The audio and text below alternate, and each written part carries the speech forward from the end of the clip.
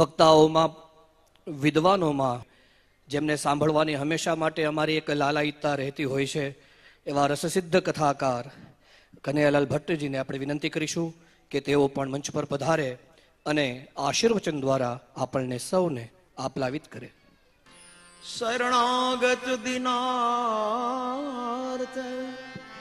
પરિત્રાણ પરાયણી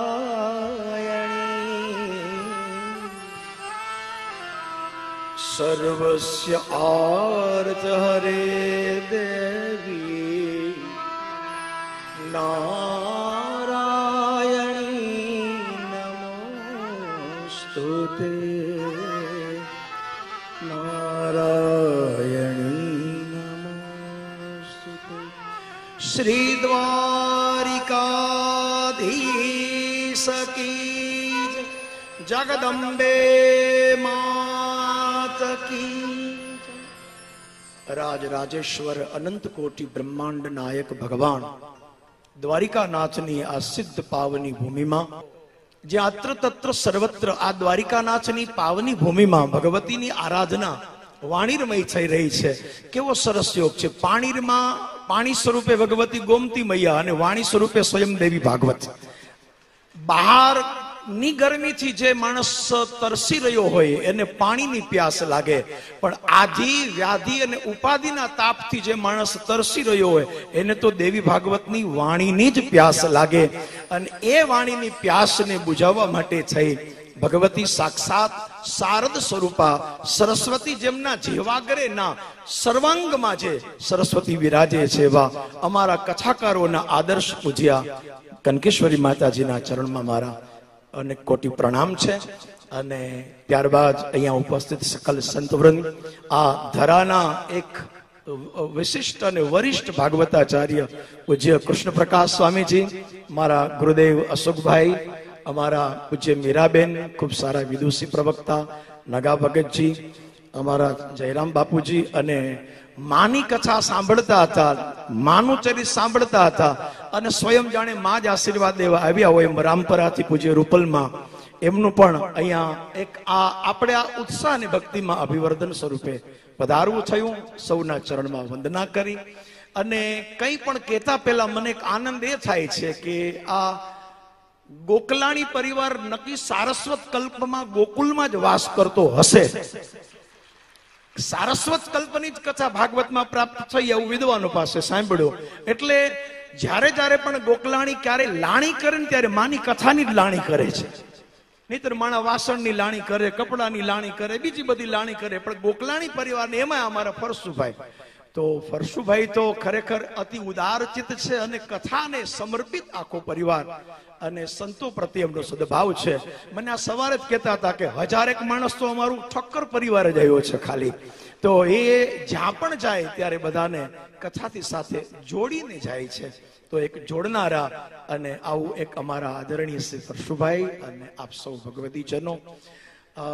ભગવત કથાની અંદર કંઈક વિશેષ કહેવું એ પણ ભાવોપરાધ છે. પણ આજે દેવી ભાગવતનો 5મો દિવસ, પંચમે હની, અને એમાં પણ દેવી ભાગવત એ વ્યાસજીનું 5મ પુરાણ છે.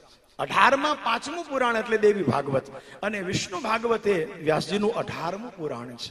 બે સામ્ય છે, બેના સ્કંદ 12, બેના શ્લોકો 18,000, એકમાં 335 અધ્યાય, એકમાં 318 અધ્યાય. હા, બંનેની વ્યાસકૃતિ કેટલું સામ્ય, બંને રસમાલય છે.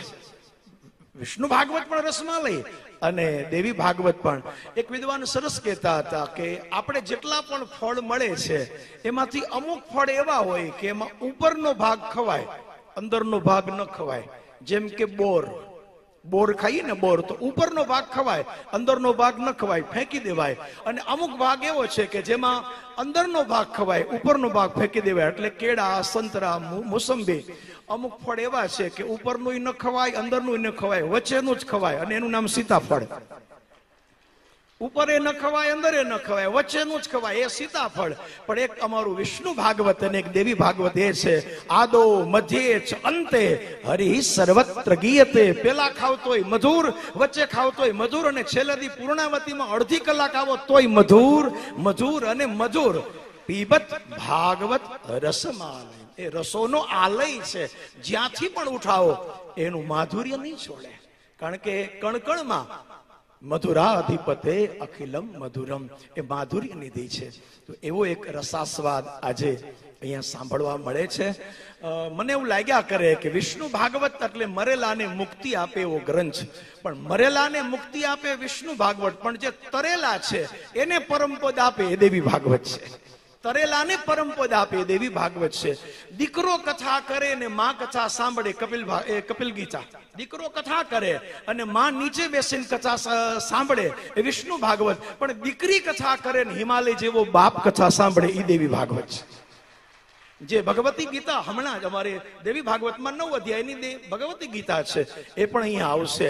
તો એવી એક વિશેષતા આ ભાગવતની છે. કોઈનું અપમાન થાય અને સર્જાય એ મહાભારત છે, કોઈનું સન્માન થાય અને સર્જાય શ્રીમદ ભાગવત છે, પણ જેનું કુલ સહિત બહુમાન થાય એ દેવી ભાગવત છે. પરંપરાનું જ આખા પરંપરાનું જ બહુમાન થાય એ ભગવતી ભાગવત છે. તો ભગવાનની જે કરુણાત્મિકા શક્તિ, આહલાદાત્મિકા શક્તિ અને એનું જે આ વિશેષ વર્ણન છે એવું આ ભગવતી ભાગવત. અને એની જ્યાં સુધી ભગવતી કૃપા ન થાય ત્યાં સુધી જે મા કથા કહેતા હતા એમ બધું જ અપૂર્ણ. દેવી શબ્દ સતાર્થ છે, સતાર્થ તો નહીં કહું પણ અનેકાર્થ છે. દેવી ભાગવતમાં એના ઘણા અર્થ છે. દેવી એટલે દિવ્યતા, દેવી એટલે ઈશ્વરીપણું, પણ દેવી શબ્દનો એક બહુ મહત્વનો અર્થ છે પૂર્ણતાંગતા. કોઈ પણ અપૂર્ણને પૂર્ણ કરવું હોય તો ભગવતીની કૃપા અનિવાર્ય છે, નહીતર અધૂરું ને અધૂરું જ રહી જાય. પૂર્ણતા પ્રાપ્ત કરાવે એ ભગવતીની કૃપા છે. એક નાની એવી વાત કહીને બેસી જવા રજા લઈશ. મને એક ચરિત્ર સાંભળવા મળ્યું કે મહાકવિ દીપશિખા કવિ કાલિદાસ, દુનિયામાં કવિ તો ઘણા થયા પણ કાલિદાસથી વધારે શ્રેષ્ઠ કોણ હશે? એક વાર પગે ચાલીને કાલિદાસ, એ સમયના મૂર્ધન્ય વિદ્વાન, અને એની સિદ્ધિ પ્રસિદ્ધિ બધું શ્રેષ્ઠ, થોડો એનો પેલી કે ને અસર પણ ખરેલી કે હું બહુ મોટો વિદ્વાન છું. અને કાલિદાસ જતા હતા, કુવાને કાંઠે એક સફેદ સાડી, જીર્ણ અવસ્થા, સફેદ વાળ, સફેદ કાયા અને વૃદ્ધ વડીલ પાણી ભરતા હતા. કાલિદાસને તરસ લાગી એટલે કે હું માજી પાણી આપશો? કે હા પાણી તો આપું, પણ મને કહેતો ખરો તું કોણ છે? કાલિદાસને જરા ન ગમ્યું કે હવે પાણી પાવામાં વળી આ બધી પરિચય પૂછવાની જરૂર શું છે? એટલે એને વિદ્વાન હતો ને એટલે એને વિદવત્તાપૂર્વક કીધું કે તમારે તું કહેતો ખરો કોણ છે? એટલે એને કહ્યું કે હું યાત્રી છું. યાત્રી શું? પેલા માજી બોલ્યા કે દુનિયામાં યાત્રી તો બે જ છે, એક ભગવાન સૂરજ નારાયણ ને બીજો ચંદ્રમા, બાકી કોઈ યાત્રી છે જ નહીં.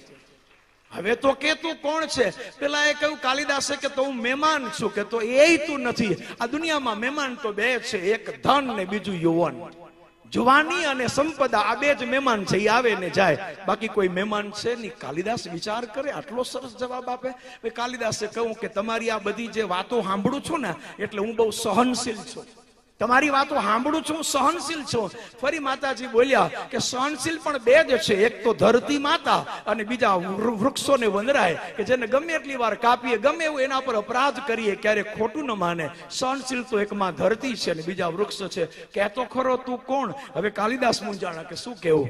એટલે પછી બોલ્યા કે એમ તો હું બહુ જીદી છું, હઠી છું. કે તો જીદી તું નથી, એક જીદી છે આપણા આંગળીના નખ, ગમે એટલી વાર કાપો પાછા ઉગે ઉગે ને ઉગે. અને બીજા છે માથાના વાળ, એને ગમે એટલી વાર કાપો ઉગે ઉગે ને ઉગે. દુનિયામાં આના જેવા જીદી કોઈ નથી. કાલિદાસ ન્યાય પાછા પડ્યા. પછી તો કાલિદાસ કે ને ઓલું મગજની કમાન છટકી કે હું મૂરખ, હું ગાંડો, હું બુદ્ધિ વિનાનો, હું પાગલ. માતાજી કે એ તું નથી. અરે હું ગાંડો, હું મૂરખ, હું પાગલ. તો કે એ તું નથી. જેની લાયકાત નથી અને જેને સિંહાસન મળી ગયું એ મૂર્ખ પેલો એ છે. અને બીજો મૂર્ખ એ છે જે સાત્વિકતા નથી, સાધુ બની ગયો, અને જેનામાં પવિત્રતા નથી છતાં વિદ્વાન બની ગયો. આ બે જ મૂર્ખ છે, બાકી કોઈ મૂર્ખ નથી. કાલિદાસે દંડવત કર્યા અને ઊંચી આમ નજર કરી તો સાક્ષાત ભગવતી વીણાવાદીની સરસ્વતી ઉભા હતા. કાલિદાસ, તારી અપૂર્ણતાને પૂર્ણ કરવા માટે થઈને હું આવી હતી. તો દેવી શબ્દનો એક અર્થ એ છે આપણી અધુરપને મધુરપથી ભરી દે એ માં છે. તો માની આ કથા માના મુખારવિંદથી આટલી બધી માના સાનિધ્યમાં સાંભળીએ. ધન્યવાદ આપણા માટે, ધન્યવાદ ગોપલાણી પરિવારને, સૌને જય ભગવતી, જય દ્વારકાધીશ.